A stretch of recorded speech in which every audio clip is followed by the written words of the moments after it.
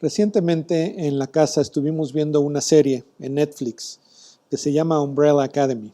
A mí me gustó mucho y básicamente trata de un grupo empiezan como niños pero van creciendo, 7 personas que tienen poderes especiales. Y es a través de esos poderes que logran muchas cosas, cumplen misiones, todo lo que sucede en ese tipo de programas. Y hay algo acerca de esta idea de personas con poderes que nos atrae. Por eso nos encantan las historias, las películas de superhéroes. Incluso cuando no es una persona que sea un Superman así con la fuerza y los rayos X en la visión y poder volar. Por ejemplo, hace unos años me acuerdo yo veía mucho al Dr. House y me llamaba mucho la atención esa idea de que él veía cosas que otros no veían, detallitos que lo hacían poder diagnosticar a las personas la enfermedad correcta y además el tratamiento que debía seguirse. Y de esa manera, como se repetía muchas veces en el programa, él salvaba vidas. Y por el hecho de que era bueno salvando vidas, lo dejaban que se saliera con la suya en muchas situaciones, porque además era muy especial. Pero frecuentemente nosotros vemos este tipo de historias donde alguien tiene una capacidad que lo separa del resto de las personas y que le ayuda a lograr cosas. Y no sé cuál es tu experiencia, pero a mí a veces me hace anhelar que yo tuviera también un poder o algo que me distinguiera y que me diera una cierta ventaja para poder lograr las cosas que yo creo que debo poder hacer.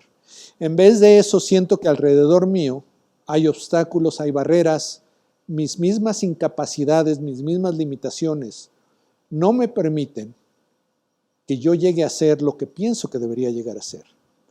Me siento sin poder. Y lo que quisiera que consideremos hoy, lo que quisiera que consideres hoy, es que el mayor poder que experimentarás en tu vida será el llegar a ser quien Dios te creó para ser. Hace una semana comenzamos a estudiar el libro de Hechos y veíamos ahí al principio que el escritor Lucas, inspirado por el Espíritu Santo, introduce su relato de Hechos de los Apóstoles, de la historia que nos va a narrar acerca de esos principios de la iglesia cristiana en el primer siglo, uniéndolo a lo que fue el Evangelio de Lucas. Y entonces él habla de todo lo que Jesús hizo y dijo, hasta el momento en que fue llevado al cielo. Habla de su resurrección también. Y hoy vamos a retomar la narrativa inmediatamente después de eso.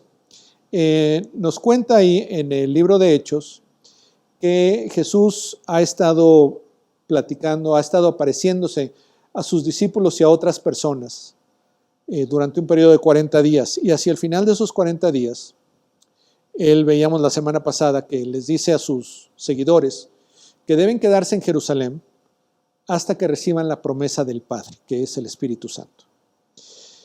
Y retomando la narrativa de Hechos, en el versículo 6 del capítulo 1 de Hechos, vemos que los discípulos, los seguidores de Jesús le preguntan, ¿es ahora cuando vas a restaurar el reino a Israel?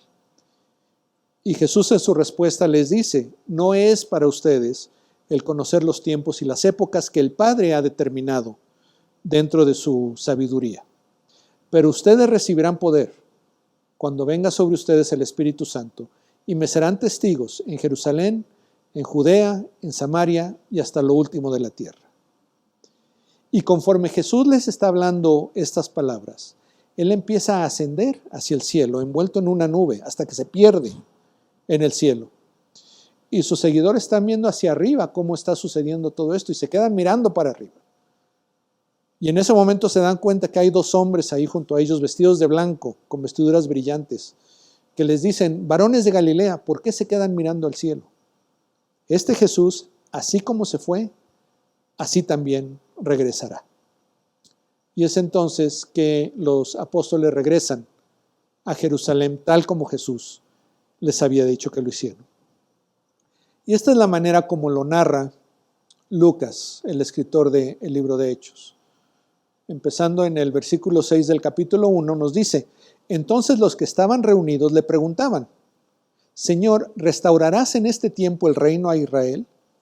Jesús les contestó, no les corresponde a ustedes saber los tiempos ni las épocas que el Padre ha fijado con su propia autoridad, pero recibirán poder cuando el Espíritu Santo venga sobre ustedes y serán mis testigos en Jerusalén, en toda Judea y Samaria y hasta los confines de la tierra. Después de haber dicho estas cosas, fue elevado mientras ellos miraban, y una nube lo recibió y lo ocultó de sus ojos. Mientras Jesús ascendía, estando ellos mirando fijamente al cielo, se les presentaron dos hombres en vestiduras blancas que les dijeron, varones Galileos, ¿por qué están mirando al cielo? Este mismo Jesús que ha sido tomado de ustedes al cielo, vendrá de la misma manera, tal como lo han visto ir al cielo. Y aquí me gustaría que viéramos algunas cosas donde vamos a ver que se repite los temas que Lucas ya había introducido en lo que vimos la semana pasada, que es que Dios, en este libro de Hechos nosotros vamos a ver que Dios tiene una misión para su pueblo, para sus hijos. Que Dios empodera o da el poder, su poder, para el cumplimiento de esta misión. Y que esta misión va a ser a través del pueblo de Dios, de la gente de Dios. Vemos entonces primeramente, dice, entonces los que estaban reunidos, que son los apóstoles, los seguidores de Jesús, le preguntan, Señor, ¿restaurarás en este tiempo el reino de Israel?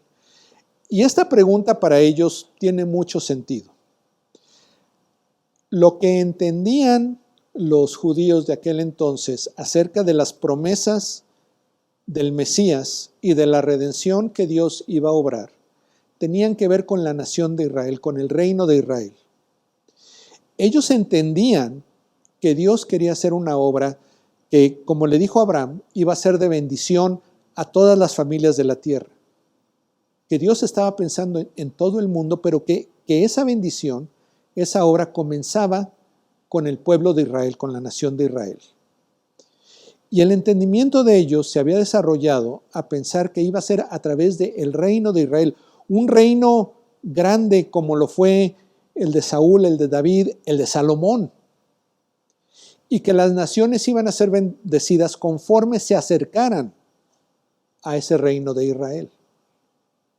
Por eso tantos judíos no entendieron que Jesús era el Mesías, porque ellos esperaban un Mesías guerrero, un rey que iba nuevamente a tomar poder sobre la nación de Israel, iba a expulsar, en el caso de este primer siglo, a los romanos que tenían sitiada la nación, que iba a restaurar el reino a sus fronteras extensas que había tenido alguna vez, y que iba a ser un reino poderoso, pero un reino de bendición hacia otros. Los discípulos de Jesús hasta este momento siguen esperando que eso es lo que sigue, eso es lo que va a pasar ahora que el Mesías ha llegado. Ellos entendieron que Jesús era el Mesías, pero no tenían claro qué iba a pasar inmediatamente después del Mesías. Y Jesús les contesta, no les corresponde a ustedes saber los tiempos ni las épocas que el Padre ha fijado con su propia autoridad. Y aquí hay que notar un par de cosas. Primeramente, noten que Jesús no les dice, ¿saben qué? Están equivocados. No es eso lo que va a pasar. Las promesas que Dios hace en el Antiguo Testamento, que hace desde su pacto con Abraham cuando se anuncia esta nación que van a formar sus descendientes, se cumplen en el proceso, en el plan de redención de Dios. Jesús no les dice, no, eso de que se restaure el reino de Israel no va a suceder. Pero además, lo que está haciendo Jesús no les responde realmente. Solamente les dice que no le corresponde a ellos el saber, habla él de los tiempos y las épocas, que está hablando de cosas en particular y en general. Dice, pero no se preocupen ustedes de eso, no es en lo que quiero que piensen ahora, no es lo que les ocupa. Y por eso se une esa frase, no les corresponde a ustedes, con un pero recibirán poder cuando el Espíritu Santo venga sobre ustedes y serán mis testigos en Jerusalén, en toda Judea y Samaria y hasta los confines de la tierra. Y vamos a regresar a esta parte de lo que narra Hechos.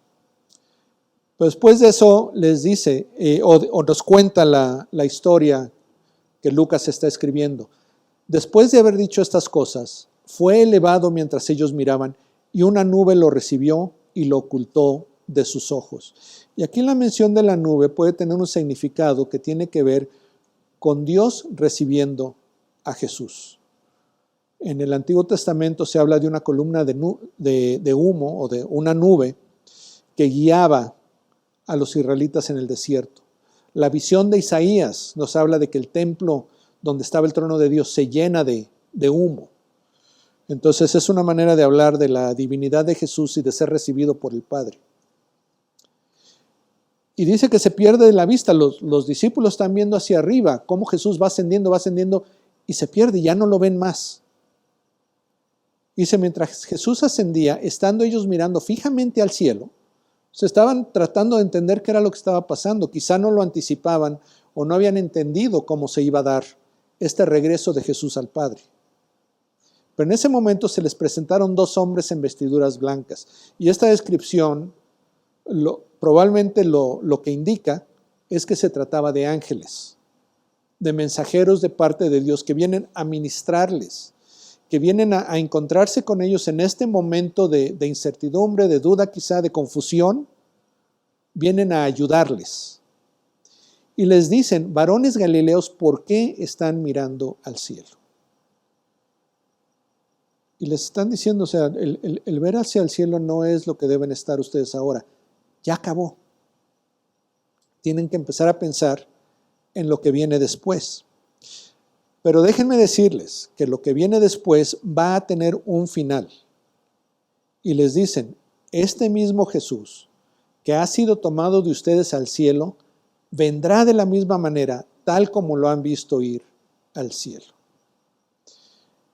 En el Antiguo Testamento, los profetas, y Jesús hace alusión a esto, seguramente sus discípulos lo escucharon, se habla del día del Señor, de un evento, un suceso, un día en el que se van a dar un montón de cosas, es la consumación de todas las cosas.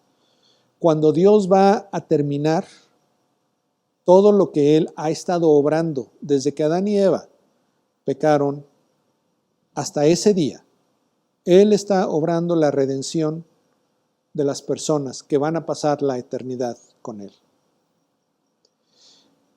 Y quizá eso era lo que los apóstoles estaban esperando, que iba a pasar inmediatamente después de que Jesús termina su obra en la tierra. Lo siguiente sería el día del Señor. Y Jesús les ha dicho, ustedes no saben cuándo va a ser eso. Y aquí los ángeles les están diciendo, este mismo Jesús que ha sido tomado de ustedes al cielo, vendrá de la misma manera tal como lo han visto ir al cielo. Le está hablando que va a haber un periodo de tiempo y que al final de ese periodo de tiempo, entonces, Jesús, el Mesías, regresa a la consumación de todas las cosas al día del Señor. Y la manera como Él va a regresar es de la misma manera que Él ha ascendido al cielo. Y el apóstol Pablo va a hablar un poco más de esto, sobre todo en su correspondencia con los tesalonicenses. Pero estamos hablando de que Jesús, esa persona Jesús, que en esta instancia habló con sus discípulos y se elevó al cielo, es el mismo que va a regresar de la misma manera, con su cuerpo físico glorificado, siendo Dios, descendiendo del cielo a unirse con nosotros, con los hijos de Dios. Y esto es una esperanza que los ángeles le están dando a este grupo de hombres o de personas que están ahí quizás sin saber bien qué hacer. Porque es después de que les dicen esto que ellos regresan a Jerusalén, que es donde vamos a retomar la narrativa la próxima semana. Pero aquí quiero que veamos cómo nuevamente se dan estos temas que habíamos hablado la semana pasada y que es el marco que vamos a usar como referencia en nuestro estudio de Hechos. Primeramente estamos hablando de la misión de Dios. Jesús les dice a estas personas que van a ser sus testigos en Jerusalén, en toda Judea y Samaria y hasta los confines de la tierra. Y noten que les dice que van a ser sus testigos. Y esto no significa que van a ser llamados a una corte para que digan esto es lo que yo vi, sino más bien que su palabra y su vida van a comunicar la realidad de Jesús, el cumplimiento de su obra de redención y la esperanza futura en Él. Que sus vidas van a glorificar a Jesús presentándolo tal como Él es. Eso es ser un testigo de Jesús. Que por cierto, la palabra testigo, o la palabra que traducimos como testigo en nuestras Biblias, es la misma palabra que se traduce como mártir. Entonces el entendimiento no era el mismo, pero sí tenemos que saber que el ser testigo de Jesús no es algo necesariamente fácil. Es algo que va a costar trabajo, que va a requerir de un gran poder para cumplirse. Y les dice Jesús ahí también que el ser testigos de Él va a ser en Jerusalén. Y en la cosmovisión de los judíos, no en su geografía, ellos conocían la geografía del mundo conocido en aquel entonces, pero en su percepción espiritual de las cosas, Jerusalén era el centro de la actividad de Dios. Y Jesús les está diciendo a sus apóstoles que esta obra de ser testigos de Él comienza en Jerusalén. Pero de ahí crece, por así decirlo, en círculos que se van expandiendo. De Jerusalén pasa a Judea. Jerusalén era una ciudad en la región de Judea. Y de ahí pasa a lo que es Samaria, que Samaria en la parte norte de Judea, no lo rodeaba totalmente, pero era lo que había más allá de Judea, es lo que sigue. Y de ahí hasta los confines de la tierra. Y vamos a ver cómo el libro de Hechos sigue también este patrón. Cuando comienza su narrativa, Lucas empieza hablando de lo que está pasando en Jerusalén, pero después eso se va extendiendo a Judea, se va extendiendo a Samaria y eventualmente va a llegar al mundo conocido.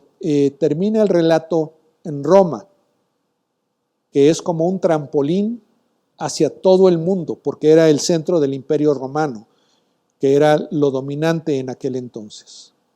Pero entonces vemos aquí que hay una misión de parte de Dios. Esta misión de parte de Dios es ser testigo de Jesús.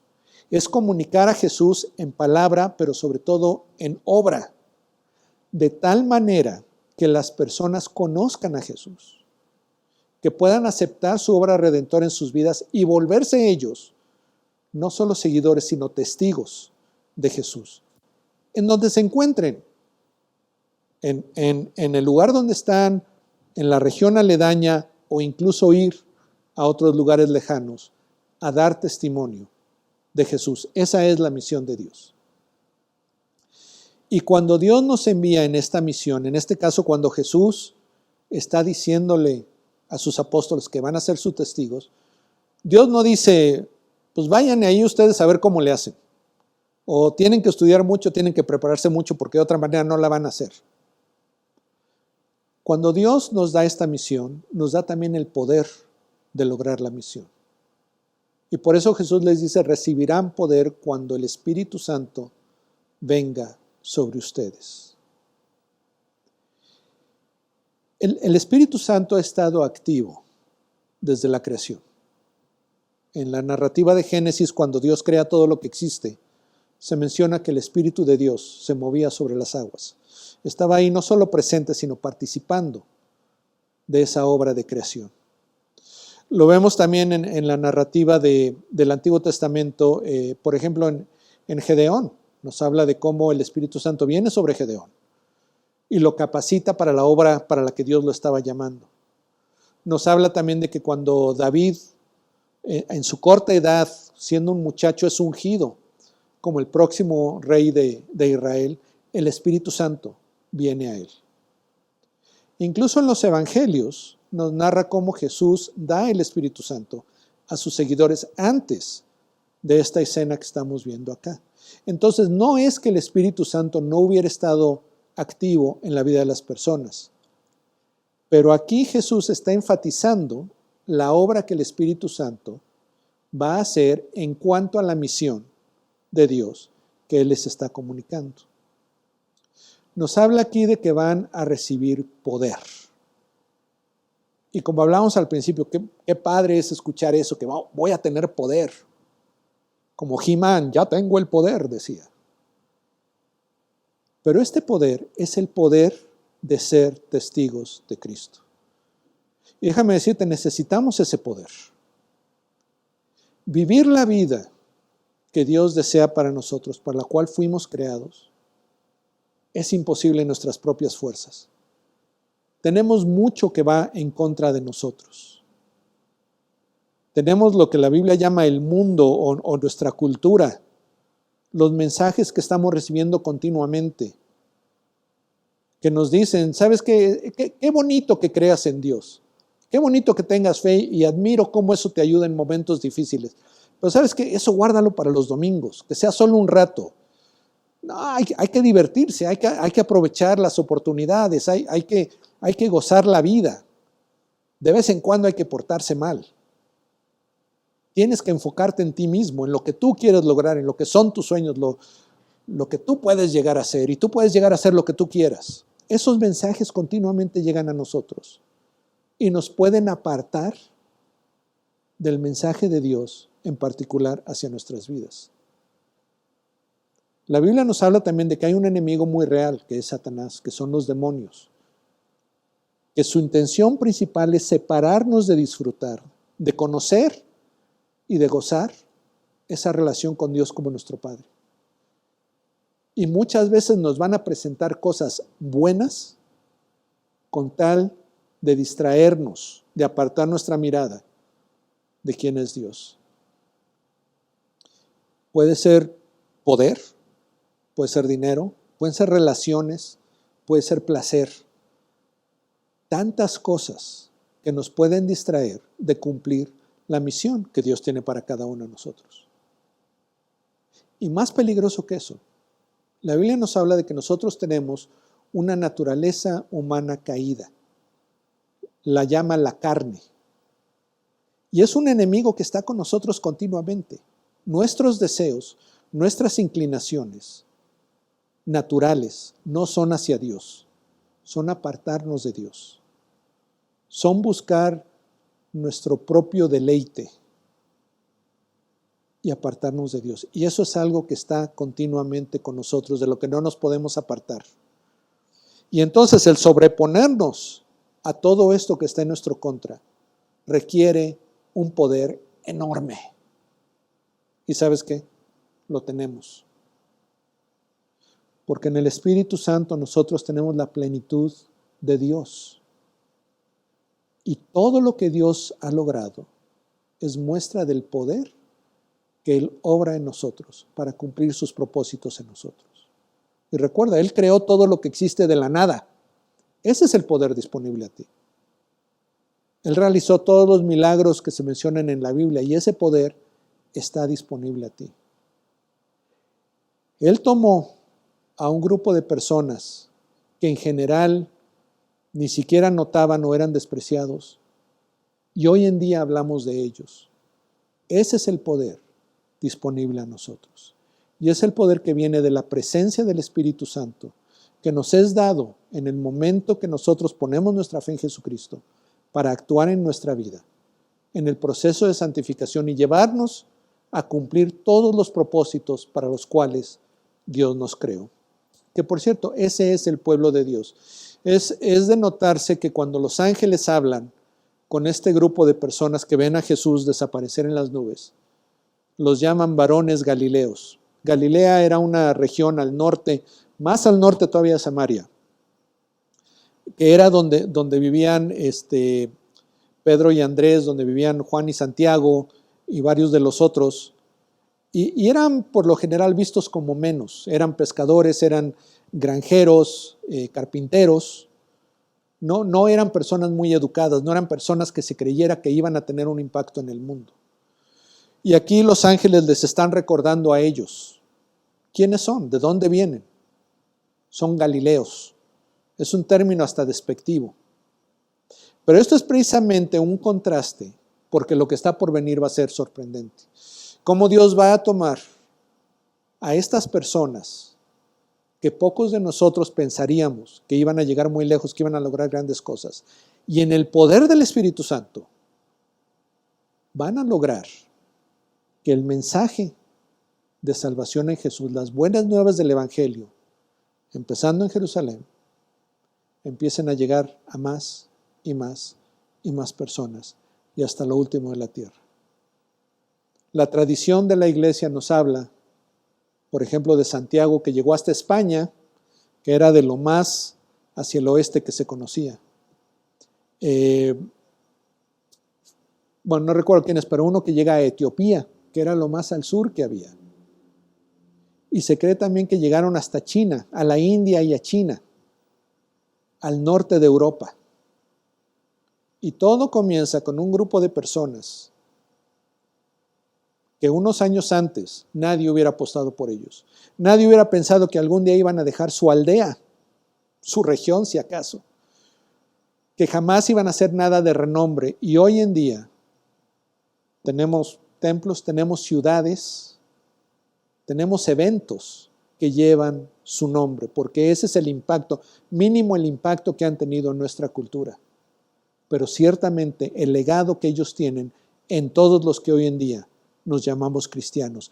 Y eso es el resultado del poder del Espíritu Santo en estas personas que siguieron a Jesús.